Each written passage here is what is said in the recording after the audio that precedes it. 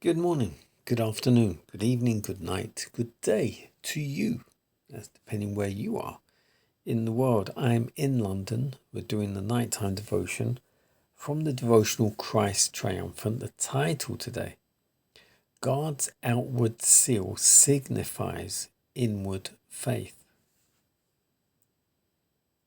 Exodus 12:26 and 27. When your children shall say unto you, what mean ye by this service? That ye shall say, it is the sacrifice of the Lord's Passover, who passed over the houses of the children of Israel in Egypt.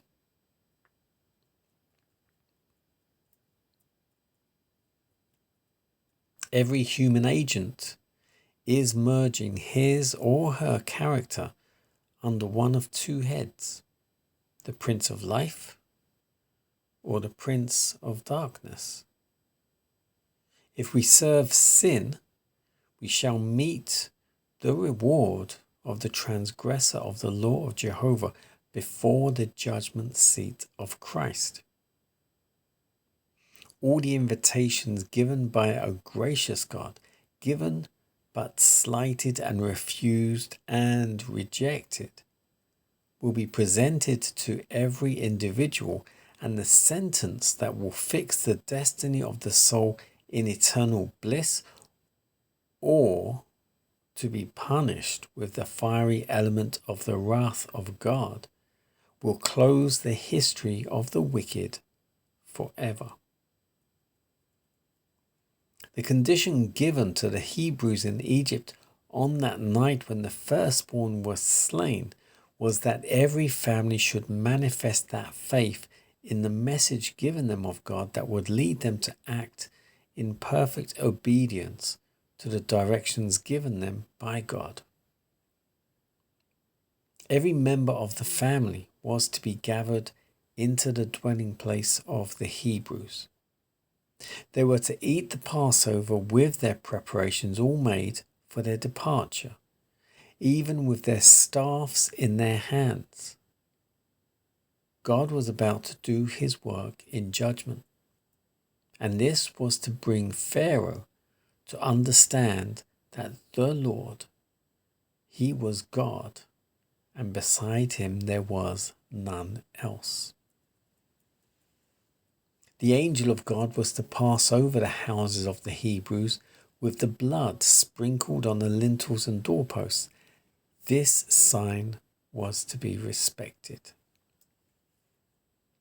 But suppose that the inmates of the house were careless and did not gather their children with them in the house.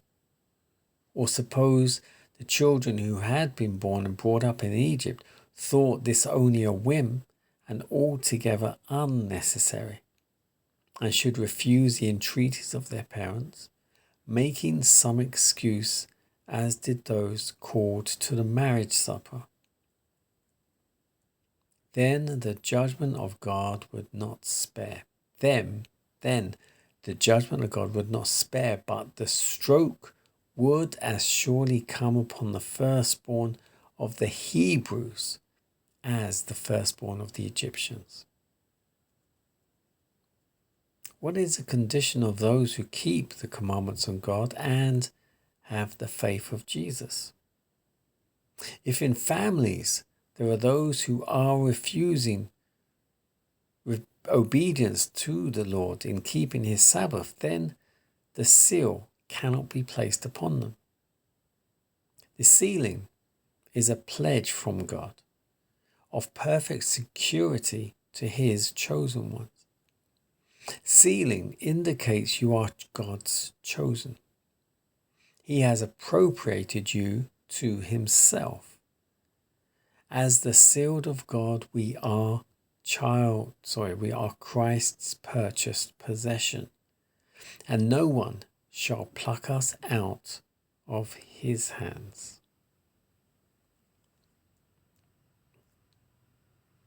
God's outward seal signifies inward faith.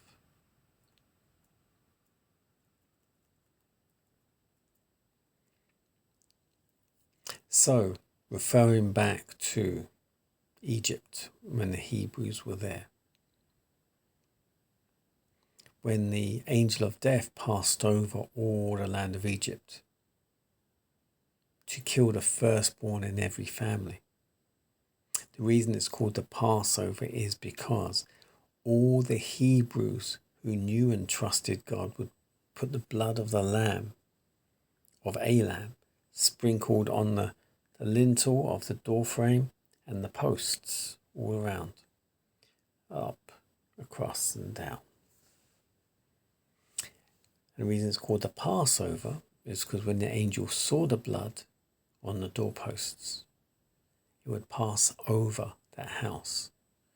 But any house that didn't have this blood sprinkled, he would go and kill the firstborn. That's why it's called the Passover. Now that was the seal that saved their lives. Here it also talks about the seal of God when it comes to the second coming of the Christ. This seal we know as the Sabbath. The Sabbath is the fourth commandment. Remember the Sabbath day to keep it holy. Blessed Sabbath, everyone, by the way. The Sabbath is the seal because within that commandment we have God, his name, Yahweh, Jehovah, his title, the Creator, and his dominion, the heavens and the earth. In 6 days, God, the Father, the Creator, created all the heavens and all the earth. So his name, his title, his dominion, all the heavens and the earth. That is the seal. And if you keep the Sabbath, you are identifying yourself as a child of God by keeping his commandment, acknowledging the Sabbath day, which is his seal, that you acknowledge him to be the Creator. That's the seal, but it doesn't necessarily mean just by keeping the Sabbath you're going to be saved. You have to keep all 10 commandments and have the testimony of Jesus. But this, God's outward seal, signifies inward faith. Keeping the Sabbath signifies your faith in God the Creator. Have a blessed Sabbath.